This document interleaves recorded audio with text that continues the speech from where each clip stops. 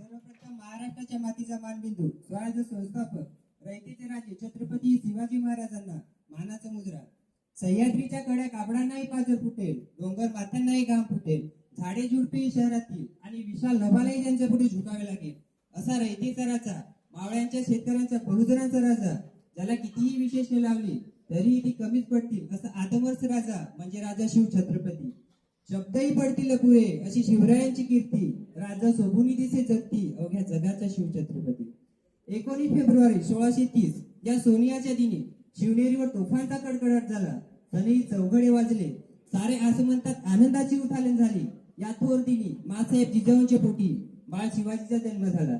सह्याद्रीच्या कुशीत एक हिरा चमकला, भगवा टिळा चंदनाचा शिवनेरीवर प्रकटला. खेळूनी तलवार शत्रूवर गरजला, महाराष्ट्रात एक असा शिवाजी राजा होऊन गेला.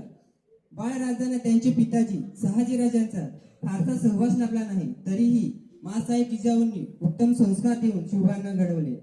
बाळ शिवाजीने बालवयातच स्वराज्य स्थापन करण्याचे अवघड स्वप्न पाहिले. स्वराज्य निर्मितीच्या कार्यात त्याने अनेक अडथळे आले, पण स्वराज्य निर्मितीच्या ध्येयापासून ते किंचितही बाजूला सरकले नाही. तानाजी मालुसरे, बाजी प्रभू देशपांडे, जीवा महाला, शिवा काशीद, हिरोजी फरशद, नेताजी पालकर आदी जीवाला जीव देणारे मावळे त्यांनी तयार केले.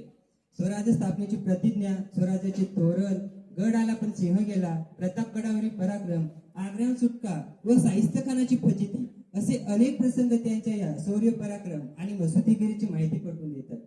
शिवाजी महाराज हे अष्टपैलू सर्व गुणसंपन्न व्यक्तिमत्व होते. त्यांनी अन्यायाचा बंदोबस्त केला. आपले अवघे आयुष्य त्यांनी प्रजेच्या कल्याणासाठी खर्च केले. शेतकऱ्यांच्या गवताच्या काडीलाही धक्का लागणार नाही याची ते दक्षता घेत. असा या महान लोककल्याणकारी राजाचा मृत्यू दिनांक 6 एप्रिल 1680 रोजी रायगडावर झाला.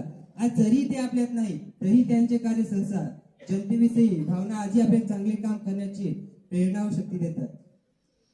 एवढेच बोलून माझे 2 शब्द संपवतो. जय जिजाऊ.